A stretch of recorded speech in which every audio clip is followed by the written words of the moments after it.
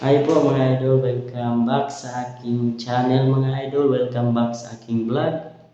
For today's video mga idol is tuturuan ko kayo kung paano ilagay ang ating thumbnail sa ating mga YouTube videos mga idol. At wait lang mga idol, no? So huwag niyo rin kalimutan i-like at i-subscribe ang ating YouTube video. Kenzo Vlog TV mga idol. I-support niyo po ang ating vlog. So, ano pang hinihintay natin? Tara na, simulan na natin ang ating tutorial.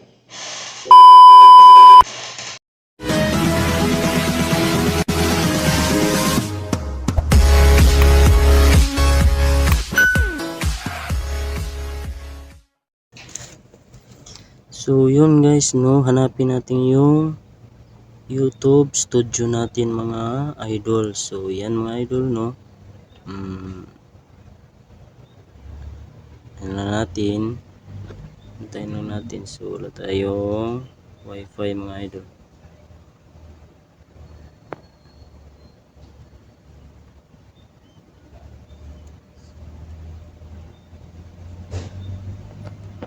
So, yan. Connected na tayo mga idol.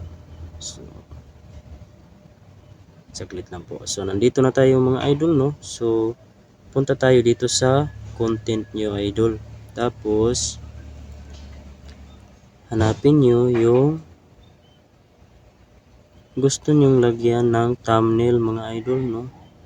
So, dito sa ano, sa pinakataas. So, paano ba ilagay? So, dito may tatlong dot dito sa taas, dito sa pinakaunang video ko. So, pindutin natin yung tatlong dot, no. So, yun.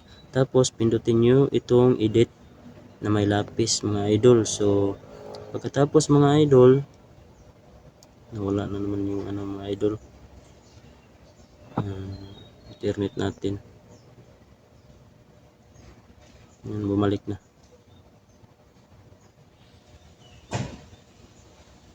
So, yun mga idol, no. Tapos, mga idol, kita nyo yung ano sa taas dito, may lapis dito sa taas.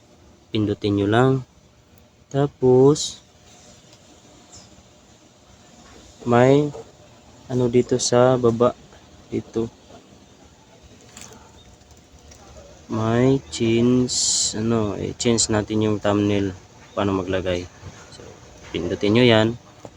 Tapos, dito sa photos nyo, yung thumbnail na ginawa nyo, pindutin nyo lang, ganyan, tap. Tapos, ito na. Tapos, i-done natin mga idol, no. So, done. So, yan. I-save nyo lang. So, yan. Tapos, save na. So, yan mga idol. So, kung gusto pa kayong makita ang aking mga tutorial, so, maliit pa yan. So, damihan pa natin yan kasi wala pa tayong time ngayon para sa ganyan. So, i-like at i-subscribe nyo lang po ang aking channel, Kenzo Vlog TV. Maraming salamat mga idol sa support.